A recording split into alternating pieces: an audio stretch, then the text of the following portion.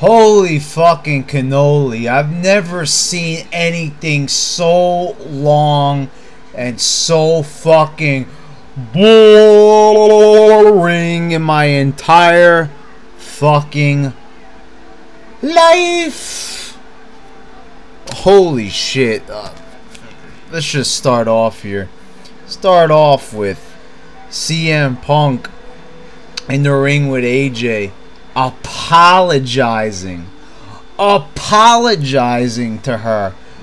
Big tough wrestler, the heel, the biggest heel in the company supposedly, the giant heel turns on The Rock, jams his face right in his knee, tells him to go fuck himself. He's apologizing to AJ for calling her a bad GM and snapping at her.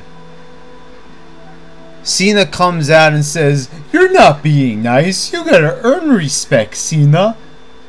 You gotta be a nice guy and earn respect." Tell Cena to go fuck himself. Tell Punk to go fuck himself. This is ridiculous. I have never seen anything like this in all my time as a wrestling fan. 24 years of my life, I have never seen anything more pathetic than seeing a heel, the toughest guy in the company, CM Punk, just acting like a pussy, like he's nothing, like he's just trash. Just pathetic in every sense of the word. I have never seen anything just so pathetic in all my life. CM Punk just disgraceful all around here. You know, there's no way they could save this. CM Punk just embarrassed himself by apologizing. You know, Big Show crying, Punk apologizing, Sheamus apologizing for kicking referees. This is too much for me to take. Anyway, then we get up next. We got Punk in a match with Rey Mysterio, voted on by the universe. It was pretty apparent, rigged or not, that Mysterio was going to come up on top, you know, with Kane and Miz.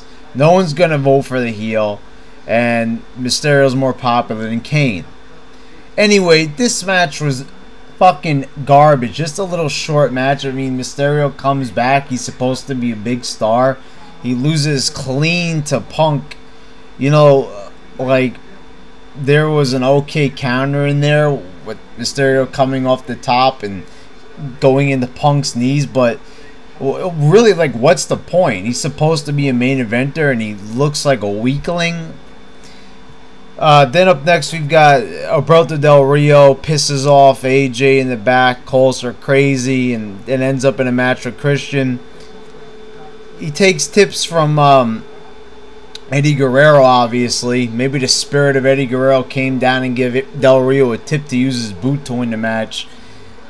2-minute match here. Christian loses. I guess it's time to bury Christian. They're not concerned about him. They're probably never going to put him back in the world title picture anytime soon. So there you go. Just bury Christian just like that. No one gives a shit about the Sheamus Del Rio matchup. We already saw it the last pay-per-view. They're giving it to us again. It's really, like, very pointless to even go on about this, and for some reason they keep on replaying that moment from a month ago of him slamming Sheamus's head with the hood of the car. That happened a month ago. Forget about it. And it looked really phony because it looked like it was made out of cardboard in the first place. So I don't understand why they're going back to that again. You know, Del Rio be defeating Christian in a couple of minutes. Like, why would you bury one of your best wrestlers on the roster right now? Then up next we got Big Show and Orton. They fight to a no contest. The announcers are making like this is some great match. It was slow as fucking hell. If Orton moved any slower, he'd be fucking standing still. And then at the end, he hits the RKO on Big Show after the match, and he's giving this really goofy expression on his face, like, it's just fucking get the fuck out of wrestling. You're so boring.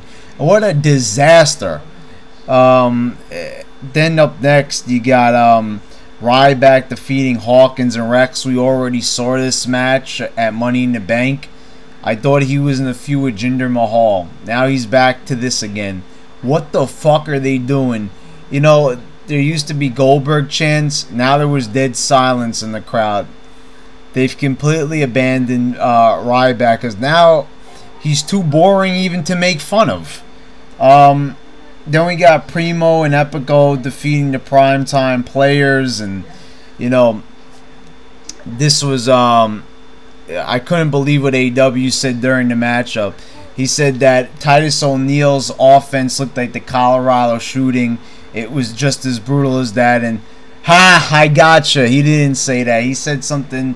He said that Darren Young is like Mother Teresa. He could do no wrong. Okay, anyway, Primo and Epico win this matchup. Really boring. The champs, R-Truth and Kofi, interfere. They throw him back in the ring.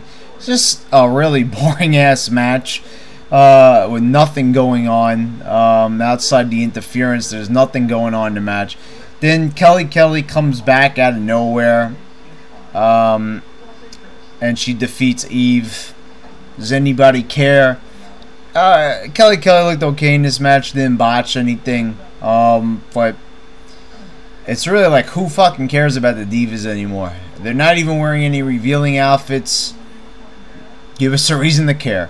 Then up next we got Sandow beating the shit out of Brodus Clay. The match never took place, but I like this. He looked really brutal, and as you all know, I'm not a big fan of Damian Sandow. But he beat the fucking shit out of Brodus Clay, and the way how he was working on his leg looked pretty realistic. So maybe a slow redemption for Damian Sandow here, but we're gonna have to see what takes place. So this segment looked okay. I enjoyed it, and anything to see Brodus Clay get his goofy ass kicked is okay with me. And then after that, you got Lesnar, Michaels, and Triple H in the segment. Michaels comes out and says he's going to accompany Triple H to the ring. Lesnar is about to beat the shit out of Shawn Michaels. Triple H gets out, and oh boy, wow. Now Lesnar is retreating. He says, I'll see you later. I'll see you at SummerSlam, and I'll see you later. So he's just going to pussy out. We all know that Lesnar can easily take both guys, bang their heads together, and fucking kill both of them. But he's acting like a wuss. What happened to the guy who broke Triple H's arm? I swear to God that Triple H is booking these segments and making Lesnar look like a pussy on purpose. Because he was unhappy that he attended a UFC event. I bet they're still angry about him about that. You know, just fucking retarded to make Lesnar look like a pussy. This is pussy night. Apologizing, backing down. It never ends. Then up next you got Alex Riley defeating Ziggler. Ziggler was distracted by Jericho sending out a towel on his cell phone. Gets distracted. Gets rolled up by Riley. People are laughing at Ziggler. They're making fun of him. Lawler is making fun of him. Why do this to Ziggler? Why bury him? It doesn't make any sense to have him lose to a guy like this. I know he was distracted, but it makes no sense. Why do this? What purpose does it serve? None at all. It's just embarrassing. Then up next, they decide to put Miz and Kane in the match because they feel sorry for them because they didn't get voted in the first in the first match tonight. Kane defeats Miz in like 2 minutes and just burying the Intercontinental Champion. After being on a losing streak, this is the last thing that the Miz needed, was to be buried. Holy shit, they are burying everybody who is good or decent tonight. Then finally we get Cena and Daniel Bryan in the main event. And this was just okay. It was the best match of the night, but it was only okay. You know, the end was okay. A nice little counter with Cena scooping Bryan off the ground out of the no lock. But overall, it just felt average, like a 2-star match.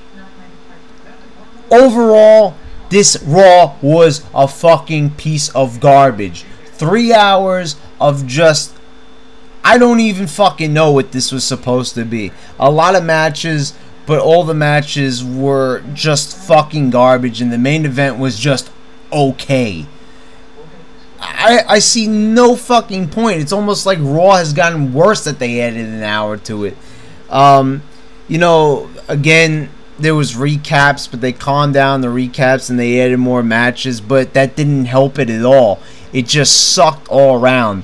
It was garbage. I hated this episode of Raw. It just, there was nothing good on it.